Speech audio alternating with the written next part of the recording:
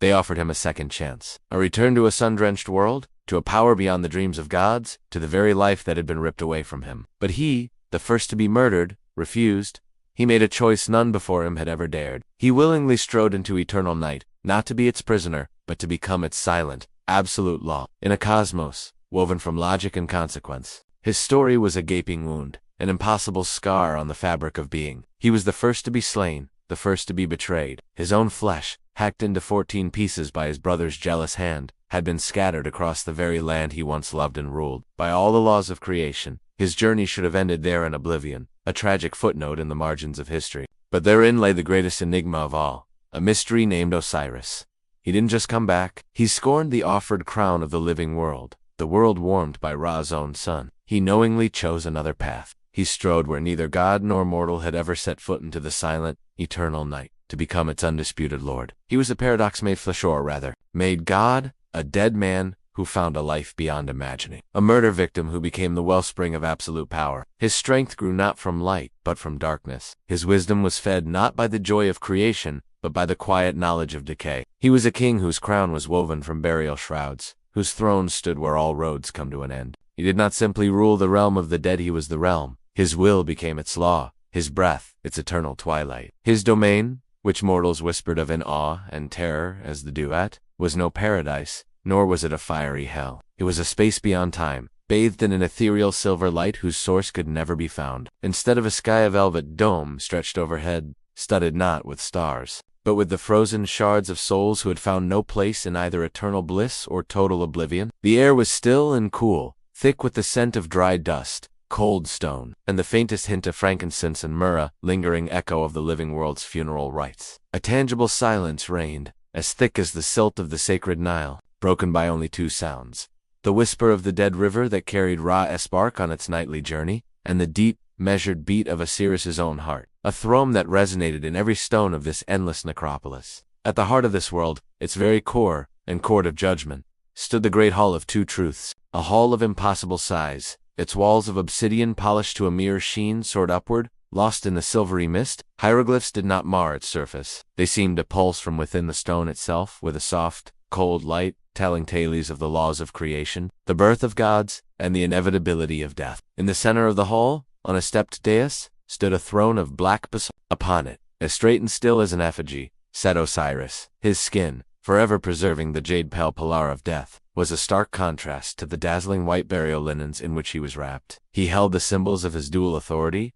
the shepherd's crook, to show he was the guardian of souls, and the flail, to show he was their unyielding judge. His gaze, as calm and deep as the waters of the subterranean Nile, was fixed forward, upon the very essence and meaning of his eternal existence. Directly before him stood the great scales of justice. Its colossal beam was forged from lunar silver, its pans from purest gold. This was where the fate of every soul who crossed death's threshold was decided. This was the ceremony of the weighing of the heart, a ritual where there was no room for pleas, bribes, or trickery, only cold, impartial truth. And so, another soul would be brought before the judgment seat, led by the silent, stern Anubis, the jackal-headed god, the guide and embodiment. His soundless steps left no trace on the obsidian floor, and his very presence shackled the will, forcing the soul to look only forward, toward the Lord's throne. The solid, trembling, translucent shadow that barely held the shape of its earthly body would halt before the scales. Its only possession, the sole witness to its entire life, was its heart, which Anubis would gently retrieve from its ghostly breast.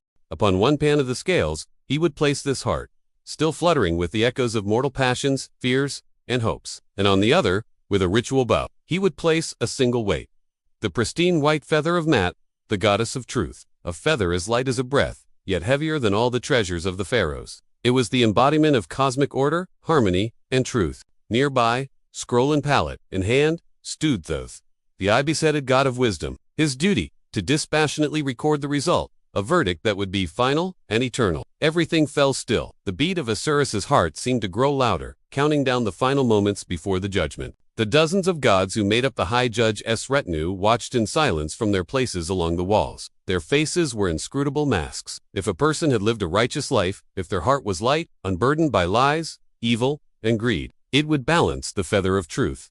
The scales would freeze in perfect equilibrium. In that instant, a flicker of approval would light Osiris's eyes. and Thoth would inscribe the righteous one's name in the book of eternal life. The soul had earned its passage to the field of reeds, the paradise of Aru, where eternal peace and bliss awaited. But if the heart was heavy with sin, if lies, betrayal, greed, or cruelty had filled it with a leaden weight, it would inexorably drag its pan downward. A sharp, dry creak would echo as the beam tilted, shattering the universal harmony. A faint sigh of disappointment would ripple through the hall, but not from Osiris. His face remained impassive. He was not an avenger, but an affirmation of fact. The law had been broken, the balance had been voided. And then, from the shadows at the foot of the throne, a monster that had been patiently waiting its turn would rise. The great devourer, Amata, hideous chimera, with the head of a crocodile, the body of a lion, and the hindquarters of a hippopotamus. Her hungry yellow eyes would flare with a hellish light, and a low, guttural growl of anticipation would rumble from her fanged maw. She would lumber toward the damned soul, paralyzed by the horror of its fate. There would be a short, wet crunch of spectral flesh being torn. The soul did not scream, it simply ceased to be devoured by Ammit. It was not sent to a hell of torment. Its fate was far worse. Complete and final annihilation, an erasure from the fabric of being. Eternal oblivion, as if it had never existed at all. And Osiris, the king born of death, would watch in silence. His judgment was rendered, order was restored, and in his eternal kingdom, the thick, unshakable silence descended once more, ready for the next soul. And yet, even in this hall of absolute silence and immutable order, memory was not banished. Sometimes, in the long cycles between the arrival of souls, Osiris's gaze seemed to lose its judicial sharpness and turn inward, back to a time when the word do it was merely a frightening tale for children, and not his personal domain. And then the silence of the great hall would fill with the ghostly echo of another life, the echo of a golden age. Before he was the god of the dead, he was the god of life. His Egypt was not a realm of shadows, but a promised land bathed in the generous gold of Ra. The Nile, under his wise rule, was tame and predictable. Its floods, bringing not destruction, but precious, fertile silt. He taught the people agriculture, showing them how to grow wheat and barley, how to press grapes into sharp, intoxicating wine. He gave them laws, just and clear, and the people lived in peace, knowing neither famine nor war. Beside him, like the other half of his soul, was always Isis, his sister and his wife. She was the magic that shielded the lands from evil spirits, the wisdom that whispered the right counsel in his ear. Her laughter was like the ringing of a cymbal, and her presence turned their palace on the Nile's bank into the very heart of cosmic harmony. It was a time of creation, a time of light, a time when the very fabric of existence seemed to sing with joy. The light always casts a shadow, and Osiris's shadow was his younger brother. Set of Osiris was the fertile black earth. Set was the barren red desert that forever sought to swallow the oasis. He was the god of chaos, of storms, of wild, untamable force. His red hair seemed a clot of fire, and his eyes danced with the sparks of rage and envy. He saw the people's love for Osiris. He saw the admiration of the gods. He saw the harmony his brother created, and every ounce of that adoration burned him like the searing desert sand. He could not create, he could only destroy. He could not inspire love, he could only command fear. And in Set's heat-scorched heart, a plan took root, as black and venomous as a scorpion's sting. A plan to extinguish the light and become the only flame in the ensuing darkness. Set announced a great festival in his brother's honor. He summoned the gods and the noblest of mortals, laying on a feast the likes of which Egypt had never seen. Wine flowed like a river. Music never ceased. Dancers delighted the eye, and the air was thick with the scent of lotus and expensive oils. Osiris, whose heart knew no suspicion, rejoiced with everyone, seeing his brother, usually so sullen and withdrawn, show such hospitality. At the height of the merriment, said servants carried in the greatest treasure of Ola magnificent sarcophagus, wrought from precious Lebanese cedar and inlaid with gold, lapis lazuli, and carnelian. It was so beautiful that all the guests gasped in wonder. With a cunning smile, Set declared that this masterpiece would belong to whoever it fit perfectly. A merry game began. One by one, gods and nobles tried to lie down in the chest, but it was always too short or too narrow. It was all part of the fiendish plot. The chest had been crafted to the exact measurements of Osiris and Osiris alone. Finally, giving in to the coaxing and laughter of the guests, Osiris smilingly stepped up to the sarcophagus and lay down inside. It fit him like a second skin, but before he could savor the moment, the lid slammed shut with a deafening crash, plunging the king of the world into darkness. The music stopped. Laughter froze on every face. Before anyone could grasp what was happening, Set's own henchmen swarmed the sarcophagus and nailed the lid shut for good with lead spikes. A scream of pure terror and dawning betrayal tore from Isis's throat, only to be drowned out by Set's triumphant, gloating laughter. The hermetically sealed coffin, now the world's first prison and its first tomb, was hurled into the sacred waters of the Nile, which carried the body of its gentle ruler out to sea and into oblivion. But Isis's love was stronger than death, and her magic more powerful than all of Set's cunning. Learning of her husband's fate, she sheared off a lock of her hair in mourning, donned the rags of a widow, and set out on her search. It was a desperate pilgrimage, a journey fueled by tears and prayer. She walked barefoot along the banks of the Nile, questioning every soul she met, even the children, asking if they had seen a precious chest floating by. Her grief was so immense that nature itself wept with her. At last, she learned that the sarcophagus had washed ashore in the Phoenician city of Byblos, where a magnificent heather tree had sprouted around it, absorbing the chest into its very trunk. The king of Byblos, unaware of the treasure within, had the tree cut down and made it a pillar for his palace. It took all of Isis's magic and wisdom to reclaim the precious pillar, but her triumph was short. During a hunt, Set, in the guise of a great black boar, stumbled upon the hidden sarcophagus. His rage ignited with a terrifying new fury. Realizing that simple murder was no longer enough, he descended into a frenzy of destruction. He tore open the coffin and hacked his brother's body into 14 pieces. Then, reveling in his triumph, he scattered them across the length and breadth of Egypt, from the delta to the southernmost cataracts. He didn't just want to kill Osiris. He wanted to erase the very possibility of his rebirth, to deny him any chance of a worthy afterlife, which required the body to be whole. It was the ultimate desecration, an act of pure, absolute chaos. But Set had underestimated Isis's ferocious will, together with her sister Nephthys, Set's own wife, who had turned from her husband's atrocities in Horend, the loyal Anubis, god of embalming. Isis set out once more, transforming themselves into kites. The sisters circled over Egypt, their mournful cries echoing across the river and the desert. One by one, they found the pieces of the mutilated body. Each discovery was a new torment, and yet a sliver of hope. When 13 of the pieces were finally gathered, they brought them to a secret place in the marshlands of the Nile Delta. The 14th piece, the phallus, had been devoured by a fish, and so Isis had to fashion a new one from gold and pure magic. And so began the greatest ritual the universe had ever witnessed. Anubis, drawing on his secret knowledge, performed the first embalming in all of history, meticulously rejoining and preserving the god's remains. Thoth, the god of wisdom, recited the powerful spells of resurrection over the body from his sacred scrolls. And Isis, taking the form of a falcon, descended upon her husband's lifeless body and, beating her wings, breathed the air of life back into his lungs.